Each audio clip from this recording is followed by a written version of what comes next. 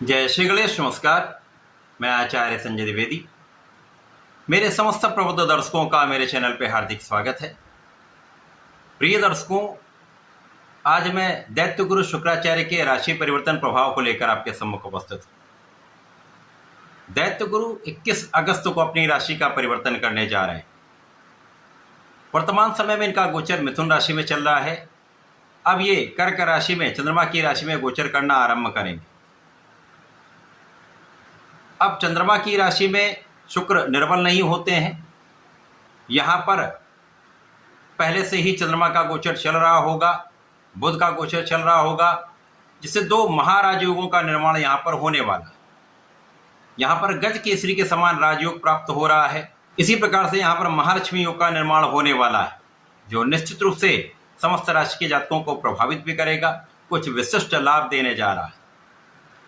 प्रिय दर्शकों, आज मैं वृषभ राशि के लिए, जो शुक्राचार्य की ही राशि है, शुक्राचार्य के इस राशि परिवर्तन का, बनने वाले इन राजयोगों का किस प्रकार का लाभ प्राप्त होने वाला है, किन भावों में वृद्धि होगी, इस समय का आप कैसे लाभ ले पाएंगे, अथवा कहीं पर कोई अवरोध, कोई समस्या है तो उसका क्या निराकरण है, संपूर्ण विश्लेषण मैं पूर्ण तर्क के साथ करने जा।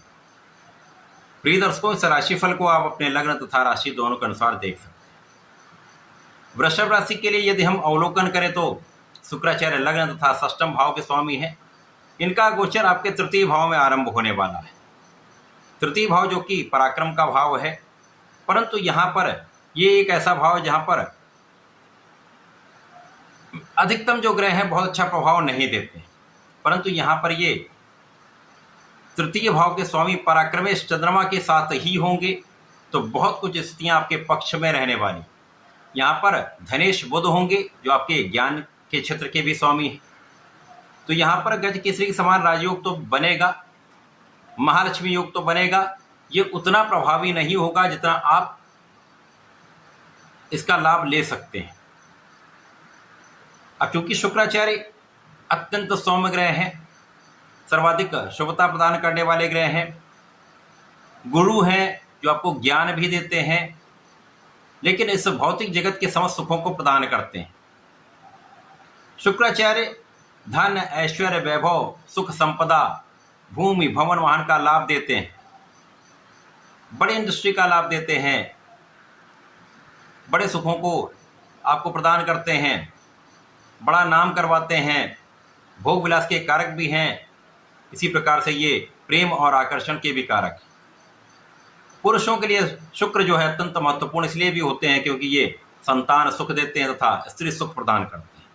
शुक्राचार्य का परिवर्तन एक अच्छी स्थिति में हो रहा है, जहाँ पर ये दो महाराजयोगों में समस्त राशि के जातकों को प्रभावित भी करेंगे तथा कुछ विशिष्ट लाभ देने जा रहे हैं। अब वृषभ राशि के लिए इस समय में शुक्राचार्य का प्रभाव जो लग्नेश होकर गोचर करेंगे, आपके परिश्रम को ये कई गुना बढ़ा देंगे। तो जितना आप परिश्रम करते जाएंगे, जितना आप अपना प्रयास बढ़ाते जाएंगे, महाधन का लाभ आप लेते जाएंगे। क्योंकि महाधन तो आपको प्राप्त होगा, लेकिन कब? जब आप परिश्रम बढ़ाएंगे, जब आप अपना संपूर्ण प्रयास करेंगे, अपने क्षेत्र में लगे रहेंगे।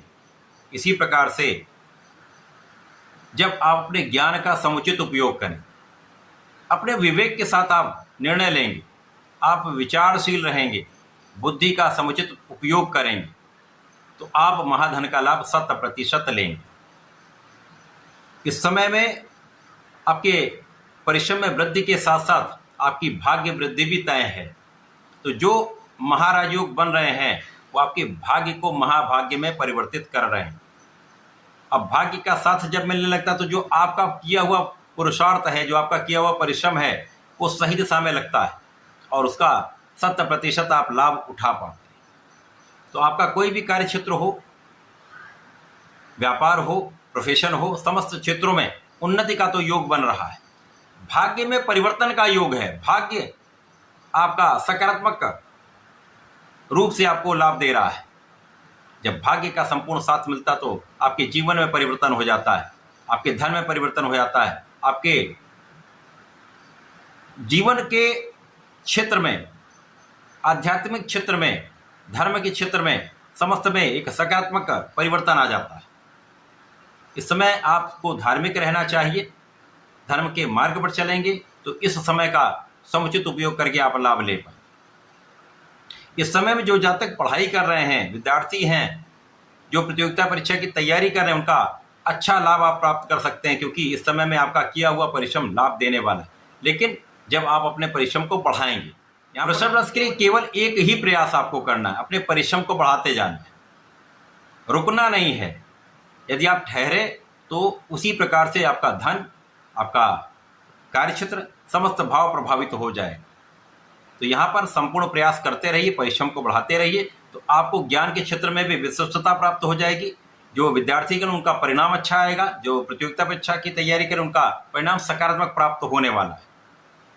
संतान पक्ष इस समय बलवान होगा, संतान सुख निश्चित रूप से आपको प्राप्त होगा तथा प्रेम संबंधों में मधुरता आए। इस पूरे समय में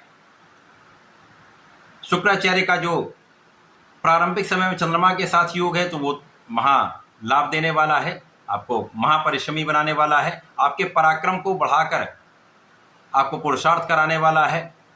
परंतु बुध और शुक्र का महायोग आपके धर्म के क्षेत्र से, आपके ज्ञान के क्षेत्र से, आपके भाग्य के प्रभाव से 100% बड़े धन का लाभ देने वाला है। इस समय आपकी वाणी भी अच्छी रहने वाली, वाणी के प्रभाव से, वाणी का यदि आप वाणी से संबंधित कार्यों में हैं तो विशेष लाभ आप यहाँ पर ले सकते हैं। जो लोग कला क्षेत्र में हैं, वहाँ पर आपका किया हुआ परिश्रम अब आपको लाभ देने वाला है। इस पूरे समय में लग्न आपकी प्रबल रहेगी, लग्न पर किसी प्रकार का कोई दूषित प्रभाव नहीं है, तो इस समय में आप स्वस्थ रहेंगे। इस समय में आपका एनर्जी का स्तर बहुत अच्छा रहेगा, आप सकारात्मक रहेंगे, सकारात्मक सोचेंगे, आप अपने क्षेत्र में आगे बढ़ते जाएं। इसी प्रकार से इस समय जो जातक अपने नौकरी के लिए प्रयास कर रहे थे, लंबे समय से लगे हुए थे, काम नहीं बन पा रहा था, अब आपका किया हुआ प्रयास आपको सफलता देने वाला है। आपको नौकरी की प्राप्ति हो सकती है, अथवा नौकरी में हैं, आप नए अवसर चाह रहे हैं, तो यहाँ पर ये प्रयास आपका सफल हो सकता है। यहाँ पर रोग ऋण शत्रु नियंत्रित रहेंगे, विवादों से आप बचेंगे, समस्याओं से बचेंगे, तो इस समय का समुचित उपयोग कर पाएंगे। ये समय आपके लिए अत्यंत अनुकूल है। इस समय में आपको नियमित रूप से भगवान भोलेनाथ की आराधना करनी चाहिए। प्रत्येक शुक्रवार को भगवान भोलेनाथ पर जलार्चन करें, पंचामृत से अभिषेक करें, गंगा जल अर्पित करें, विशेष लाभ आप प्राप्त कर पाएंगे। इस समय में यदि आप गुलाब की सुगंधि का अर्पण करते हैं तो 100% संपूर्ण लाभ आप प्राप्त करके इस समय का लाभ उठा पाएं। तो ऐसा करके इसका उपयोग करें। धन्यवाद, नमस्कार।